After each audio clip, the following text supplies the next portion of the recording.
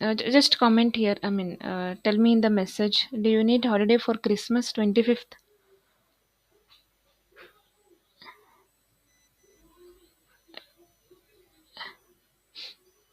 Everyone, please reply. Okay, others. Okay, okay, you can take. Okay, 25th I'll not take, but Sunday I'll take. Okay, Sunday I will have to take 30th, and 31st also I will not take if required. Okay, 31st you will be able to join. 31st of December, will you be anyways morning only, no, night I'm not taking anyways. Morning 31st, will you people be able to join? Okay, others. Okay. 31st I will take it. 31st anyone want to leave means tell me. Now only. Okay, because I will plan the schedule accordingly, no, so only. Okay. Yes. Okay, okay. Okay. So 31st I will take the session. 25th I will not take the session. You guys can take the leave. Okay. Means morning also you will not be having a session. Okay. Yes. Okay. So this week only, even if I don't take also, this week only I will complete. But till 31st, I will engage the sessions. Okay. Officially, this week only I can close the syllabus. But till 31st, I will take the review. I will clarify the doubts and then I will close the batch. Okay. Yes. As I told, even after closing the batch also, you guys can still text me, if you have any doubts with respect to system Verilog. Okay. Yes.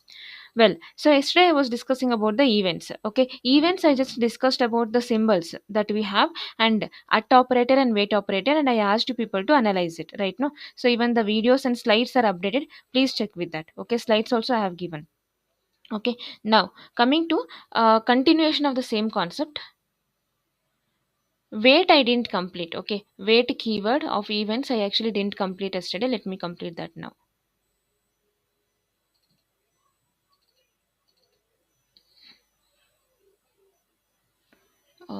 Quotes events. Okay, so event symbols we have completed. Yes, wait order. So we have something called wait order. So here what happens is, just a minute.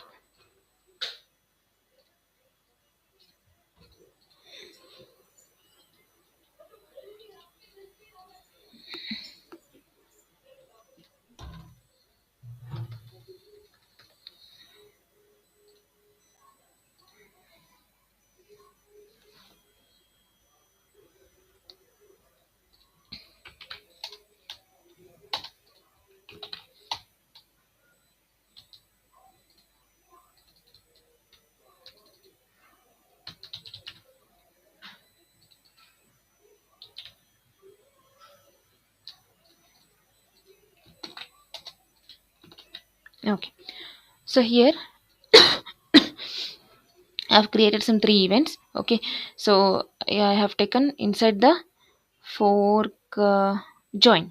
Inside the fork join, I have taken three threads. One, two, three. Okay, and I'm trying to trigger all the events: first event, second event, and third event. All the events I'm triggering. Like no event is waiting. Okay, inside all the thread I am triggering, but the delays are different. Okay, again according to the delay. See, we know that parallel execution will happen, but still according to my convenient I'm trying to trigger. Okay, first event one should get completed, right? Event 1, event 2, event 3. Okay, so if you check according to the delays, okay, according to the delay, first which event will get executed? Hash 2. Okay, means delay 2, right? So after that event 1, this event, after that event 3, correct? The same order I am supposed to write over here. Okay, see, first event 2, okay, then event 1, then event 3. The same order I need to write here inside the wait order, and I'm supposed to check it. Okay, if the order is missing, I will get the error. Simple. Okay, so this wait order we will use only when we are having a multiple triggering points. Usually in the last session examples, in one event if you are waiting, in the another event you was triggering. That was like sync. Okay, one should trigger, one should wait, but here all the events are getting triggered. I have three events, means all the events are getting triggered. All the three threads also are getting triggered. Okay, so I need to check the order. That's it. Okay, so event 2 at 6 nanoseconds, event 1 and event 3. I'm just trying to check the order. Okay, suppose in case if I write like this, event 1 2 3. Okay, EV underscore to, right? Okay. So I have not written the order according to the delay. Okay. Now what you are getting is, see, I have written event 1 should get triggered first. Event 1, what is the name of it? Triggering the event 1. Okay. See, here I am actually not getting that right now. So I am getting the error as event triggered out of order. Okay, see, event triggered out of order. That cannot happen, right? First of all, the whatever I have written, that itself is wrong, because see, according to the delay, first event 1 cannot get executed, event 2 will get executed. Okay, so that is what we are, according to that particular order only we are supposed to write it. Okay, suppose if we write wrong, this one order, then it will give me this output: event triggered out of order. Okay, so I have written here event triggered out of order, that particular statement it is giving me. Okay, so I'm just trying to check for the order of the events, that's it. Okay, that too according to the delay only. Okay, so it is not there in my hands. Okay, however we want, we can't write the order, depending upon the delay only it will get executed. Okay, yes, so that's about the wait order. Okay, that was one small example that was pending from the previous concept. Okay, we will use, but it's not used every time, only when all the threads are getting triggered. Okay, then we will use it. Okay, yes, next comes mailbox. Okay, mailbox is very very very important concept, because if you in the mailbox, first of all, before starting the concept itself, let me tell the disadvantage of it. In system verilog we are using mailbox. Okay, but mailbox is used to communication only between system verilog to system verilog file. Means from system verilog to, for example, if you want to communicate with C language, or if you want to communicate with C++ language, it is not possible. Okay, it is not possible for us to do that. So that is why you people are supposed to go for some other concept in UVM, that is called as TLM concept. Okay, in the TLM concept what happens, see here, if you see, I thought you people DPI mechanism right now, that mechanism is not required in UVM, because in the UVM DPI mechanism is also not required, mailbox is also not required. Okay, we have only one concept, that is TLM interface. With the help of TLM interface, you can do the communication between SV to SV file, SV to some other programming language also. Okay, so this is very important difference, please make a note of it. In the interview they will ask you what is the difference between mailbox and the TLM interface concept. Okay, so once they ask that, you people are supposed to tell this same point. Okay, but remaining all points are similar only. Means in mailbox, what all inbuilt method I will teach today, the same inbuilt method you people are also having in TLM concept. Okay, it is same, but only thing is, the disadvantage what we had in the mailbox, that is not present in the TLM. It is like mailbox plus a DPI if equal to TLM. Okay, TLM alone it will do the work of both of the concept, mailbox as well as DPI. Okay, yes. So now if I just open the slides and the codes. So mailbox, okay, one second, slide also I have got it.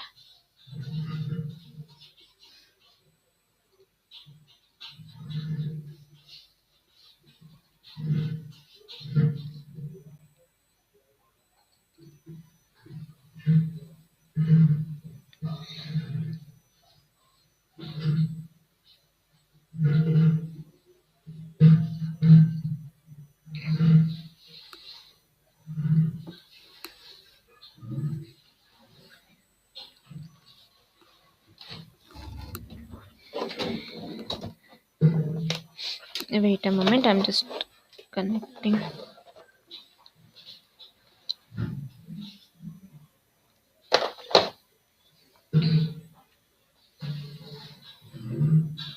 Okay. Okay, so as I told, mailbox is used for communication between the two devices. Mainly which device? See, transaction, generator, driver, input monitor, output monitor, scoreboard. Right now, so this is what is present inside the environment. Correct? From transaction to generator, the data will go automatically with the help of randomization process. Okay, I don't have to send via mailbox. Not required. Then where mailbox is required means here. From generator to driver, I need mailbox. From input monitor to scoreboard and output monitor to scoreboard, in this case I need the mailbox. So these are the three places where we exactly use the mailboxes.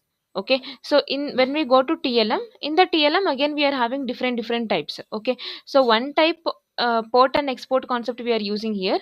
Okay, in UVM I'm telling, with respect to TLM. Here, of a scoreboard to monitor, we are using analysis FIFO concept. Okay, so there are again the types of TLM ports, TLM interface. Again, there are many types. Okay, three types are there. Okay, depending upon the situation, we will choose the type. Okay, but here we only have one concept, that is mailbox. Generator to driver also mailbox. Multiple monitors to scoreboard is also mailbox. Okay, so please remember this. Now there are two types of mailboxes. One is a generic mailbox, one is parameterized mailbox. Okay, so in the generic mailbox, what happens? Generic means general, means I am not mentioning any data type here. Okay, I'm not mentioning any data type, means whenever you people use this type of mailbox, means just name of the mailbox, that is a keyword. Okay, and the user defined name of it. When we use like this, what happens is any kind of data you can send. Okay, from just imagine, from generator to driver, you have created one mailbox. Okay, that is a generic mailbox. When you people are using generic mailbox, you can send whatever the data type of data you want, maybe the string or bit or byte, integer, any data type, data or any data type transaction you can send from generator to the driver. Okay, but if you are writing the parameterized mailbox, then in this particular parameter type, you are supposed to declare the data type. For example, you are declaring like string, then from generator to driver you are supposed to send only string data type transaction. You can't send bit, byte, int, logic and all. Okay, so that's the difference between the generic and the parameterized mailbox. Okay, parameter in the sense, here I am telling about the constant data type, not the value. Okay, see, usually in the verilog and even in the parameterized class concept, we spoke about the constant value. Right now I am not speaking about the constant value, I am speaking about the constant data type.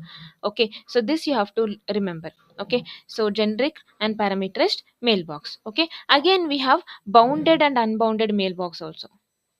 Bounded and unbounded. Bounded means I am specifying some particular size, that this mailbox can hold only 10 data, only 20 data, like that. If I specify the size, then it is called as bounded mailbox. If I do not specify the size, it is called as unbounded mailbox. Okay, so these are the four types which you people have to remember. Generic mailbox, parameterized mailbox, important interview question, they will ask you the difference. Okay, and clearly here the difference is not about the value, here the difference is totally about the data type. Okay, constant parameter means constant data type we are speaking about. Okay, and bounded, unbounded. Bounded means what? Whenever we give some particular size for the mailbox, it is called as bounded mailbox. When we do not specify the size, it is called as unbounded mailbox. Okay, next, that's what it is written again, bounded and unbounded mailbox. Okay, so here, and how do we create a memory for the mailbox? Again, same, new constructor. Okay, any concept, as I told in dynamic array concept, from that day till today and even in future days also, even in UVM also, wherever you go, whichever the concept memory allocation if you want to do, you will be doing using new constructor itself. Okay, see, this is bounded because I have particularly given the size as 10. So here I've just created memory, but I didn't specify any size, right now. Then it is infinity. Okay, so this is unbounded. Okay, so it is unbounded. So this is a bounded one. Okay, if you specify a particular size, it is bounded. Okay, you are restricting that. Okay, my mailbox can store only 10 data. Okay, that is called as bounded. Unbounded, you here it is, this is how it looks like. Okay, only you're creating a memory, but see, it's not like simply you're creating a mailbox and you're leaving. No, you also have to create a memory. Okay, maybe you do not want to create a size, that's fine, no problem, but you need to create a memory at least.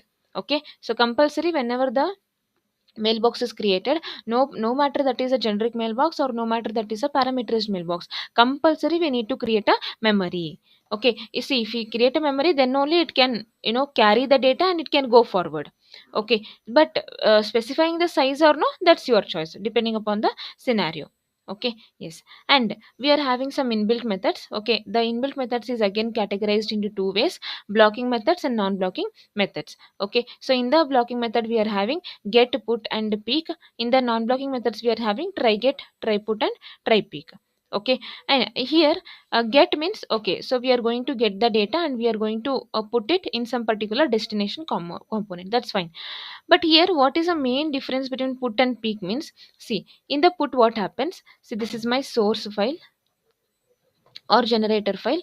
This is my driver file. From the generator to driver I'm going to send the data. Okay, here I'm using get method. Here if I'm using put method, what happens means, see, in the container I am going to carry the data and I'll go to the driver class, and in the driver class if we are using put method, then the data whatever is present inside the container will become cut and paste. Put is nothing but cut and paste. Cut and paste. If I'm using peek method, then what happens, whatever the data I am carrying no in this container, I will do copy paste. Means what, one copy of data is still present in the container, one copy of data is still present in the mailbox. Okay, so if I do peek, it is copy paste. Okay, so this is very very very important. Again, it's an interview question. Okay, so put and peek. Put means it is cut and paste. If you do cut and paste, the mailbox will become empty. Okay, once you paste the data here, okay, mailbox will become empty. But if you use a peek method, then what happens, you are going to copy the data, you are going to post it here, paste it here. Okay, which means what, one set of data will be present here, one set of data will be present here. Okay, that's the difference. Here also the same thing. Cut and paste, copy paste. But here, see, blocking means what happens, see, I am a like some work is assigned to me, just imagine. Okay, I will come and I will sit in a class, whatever the topics has been assigned to me, I will take a session. No matter what, I will take a session. And if it is specified to me that, okay, some three students have to join, before they join, once they join, then only we have to start the class. Okay, if there is something that is being ordered to me, I will be following the same. No matter what, I will be completing my work. Okay, even though I will have to wait, I will wait for those students. Once they come, I will start the explanation. Okay, that is blocking. Non-blocking means what happens, means I will come, if the students are present, I will take the lecture. If the students are not present, those three students, if they are not present, I will leave the session. And I will tell to the my higher authority that, sir, like, they were not present, so I am not going to take a session. Means I will not wait. Getting my point, I will not wait. The same thing will happen here. Okay, so what I told, in the blocking method, I'll come, if the students are not present also, I will wait till the three students are available. I will wait, I will take a session and I will leave the session. Okay, no matter even if it is taking more time for me. See, usually for taking the lecture it will take 1 hour. Okay, if I have to wait for 30 minutes, I will wait. That is blocking method. Okay, in the non blocking method, what happens, it will come. Okay, it will see if the students are present, well and good. If the students are not present, I'll not wait, I'll go to the higher authority. Means what, I'm going to give the return value. Return value, I will return the value, telling that, see, the students are not present, I gave the information to my higher authority, right? That is what I mean to tell. It will return the value also. It will return the value as 0, indicating that the transaction students means here, in my technical explanation, it is a transaction. Okay, if the transaction is available, it will do the communication. If the transaction is not available, it will return the value as 0. Where is my cursor? It will return the value as 0, and it will not wait, it will come back. That is about the difference between the blocking and non-blocking method. Okay, same difference for all the three methods. Okay, so return value will be definitely available in the non-blocking methods always. In the blocking method you will not be having that. Okay, always in the non-blocking method only you will be having the return value, so that you are supposed to remember. Okay.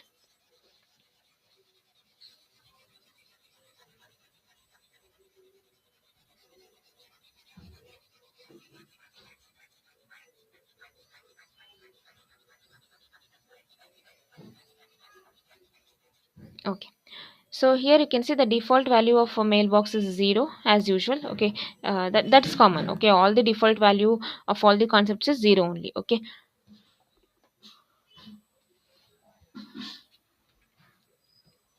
so here total inbuilt methods like new also will get included. Okay, new, put, try put, okay, get try get, peek try peek, and also num it will count how many.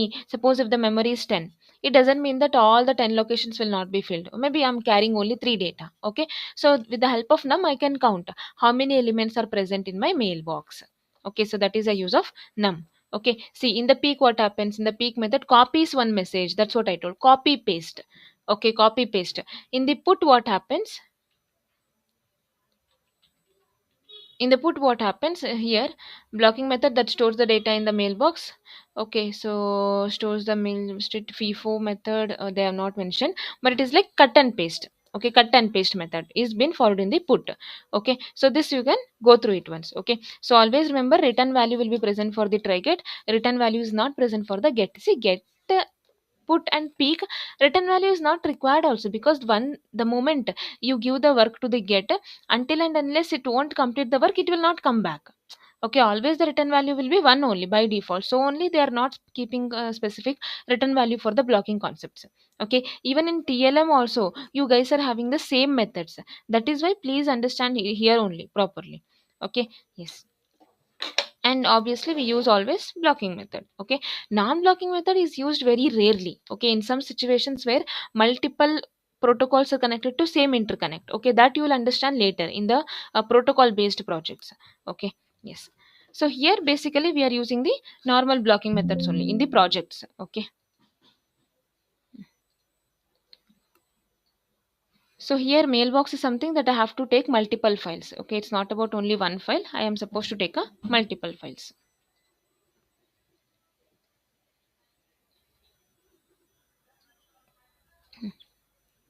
Okay, so here I have taken a packet in the sense the transaction file. Inside the transaction file I am going to declare some two signals or two variables or two properties. Okay, though for those two properties are my stimulus, are my input values, so I am randomizing it. I am declaring it as rand.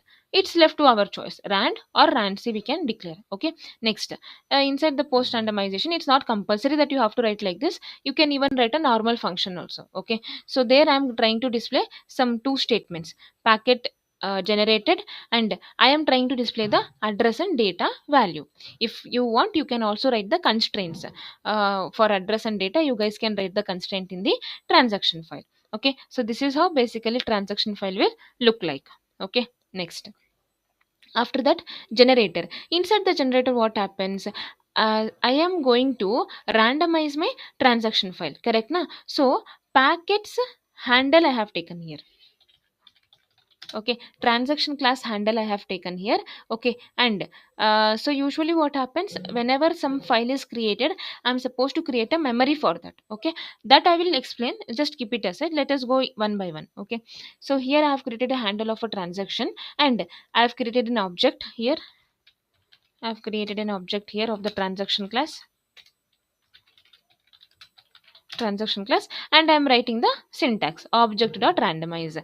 This is how exactly the random stimulus values are been generated. I don't want mailbox for this. For transaction to generator communication, I don't want mailbox. Okay, no, so now I got the output. Okay, now I need to send this output to the driver, correct? Then I need mailbox. That is why here I have declared the mailbox. This mailbox is for sending the data, sending the randomized values, sending the randomized values to driver. For that sake I have created a mailbox. Okay, from the transaction to generator I don't want the mailbox, not I don't require actually the mailbox. Okay, from generator to driver I need the mailbox. Okay, so these steps during the project I will give. Okay, step by step I told, no, step by step I will teach, so there you will properly understand. Okay, so here also mailbox is utilized for sending the data from generator to driver, not from transaction to generator.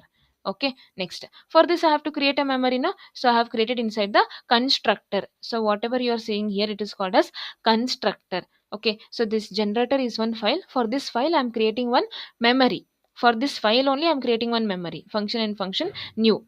Okay, that is called as constructor or custom constructor. Inside that I am creating a memory for the mailbox. Okay, so here I am having a mailbox argument list for this. Okay, so whatever the mailbox I'm having inside the function, in the line number 27, I'm having the mailbox argument list, correct? No, that is assigned to line number 24. Okay, in this way I'm supposed to create a memory. Okay, means I mean to tell, in line number 27 I already know that in the generator files memory I will be having one mailbox, so I have declared that inside the argument list. The moment I declare the mailbox, this mailbox and this mailbox should be connected. Okay, so that's how I'm writing the logic here. Okay, means I whatever the memory you are creating, that memory, mailbox memory, should be inside the generator's memory. Okay, mailbox memory should be inside generator's memory. Okay, that is what exactly I am doing here. Okay, next, using the same mailbox, I'm going to use put method. I'm putting the data here. Okay, which data? PKT. I just generated the PKT. No, I'm putting the data here. Okay, I'm putting the data in the container, and where I will get in the driver.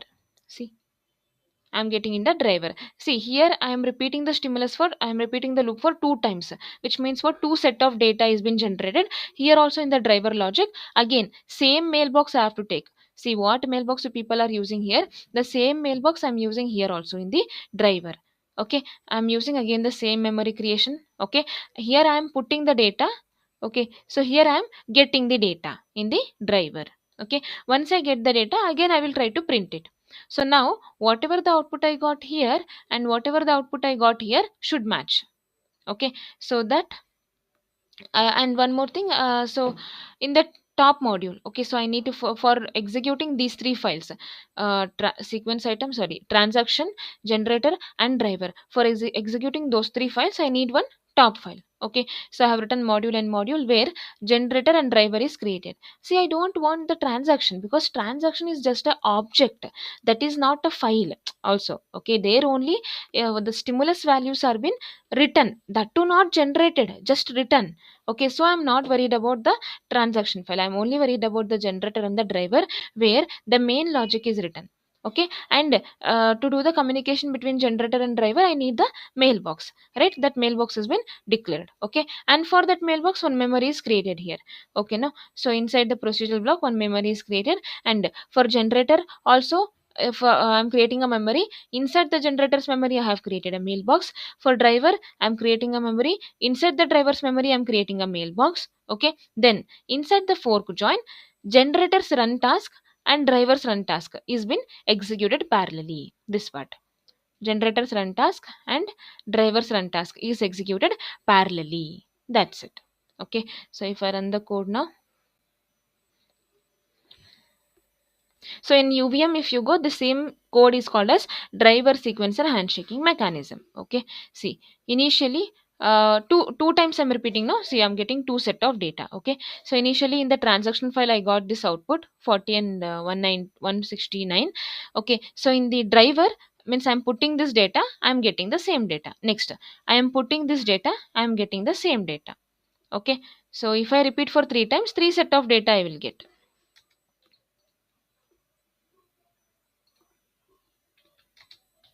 Okay, so now I'll get three set of data.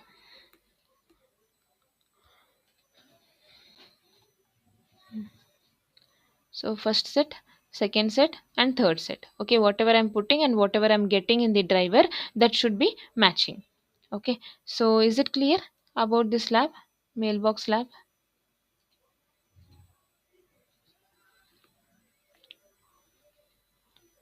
Yes. Is it clear? Transaction generator driver. Okay. Okay, so but all this mess, whatever this memory we are creating, no, all this is eliminated in the UVM. This is actually the disadvantage. Okay, again and again and again and again we need to create a memory inside memory, memory inside memory. It is a bit confusing also. Okay, for a programmer when it comes to more number of files, that is why in the UVM we are actually eliminating that. Okay, there we have some custom constant custom constructor. Okay, usually in the UVM we divide the files into two category, object and component. Okay, so depending upon the object and component, we will be writing a standard syntax. Okay, we you do not have to worry where we need to create memory, inside which memory, what mailbox memory we need to create. Nothing, you no need to worry a lot. Okay, you no need to worry about the memory. In the UVM, only two categories you have and only two syntaxes only you will be having, either the custom constructor with two arguments which is used for component, or the custom constructor with one argument that is used for objects. Simple.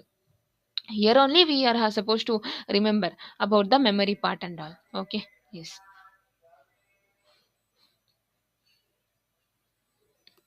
Okay, so and one example I have taken with respect to the generic mailbox, which means what, any kind of data I can send. And currently what I have written just now, example, that is generic mailbox only. Okay, yes. So I have taken module and module. I have created a mailbox and I have created a memory, and I'm writing bounded mailbox. Bounded mailbox. Okay, bounded generic mailbox I can tell. Generic bounded generic mailbox. Okay, because the size is only 3. More than 3 data it can't store. Okay, next, in the task I have given some value 5. Okay, string name I'm giving string string. Okay, I'm putting the value here, I'm putting the value also, I'm putting the string also. Okay, see, it's your choice. You can write either the name of the variable, or you guys can write the directly the string itself. Actually, here we need to write the name, but it's your choice. You can write the name or you can write the string as per your choice. Okay, here also we can write 5 or we can write value. That's our choice. Okay, so we are going to put the data in the task. With in another task we are getting the data. See, not only file to file communication, within the file communication is also happening with the help of mailbox. Okay, in the last example what I have thought, from generator to driver we are going to send. Generator is one file, driver is some other file. From one file to another file I'm going to send the transaction, correct? Here it is not like that. Within, this is only one file only. Okay, so this is module and module is just one file. From one task to another task I'm trying to send the data. Okay, so here I'm using put method, here I'm using the get method. Okay, so and inside the fork join I'm trying to run process A and process B parallelly. Simple.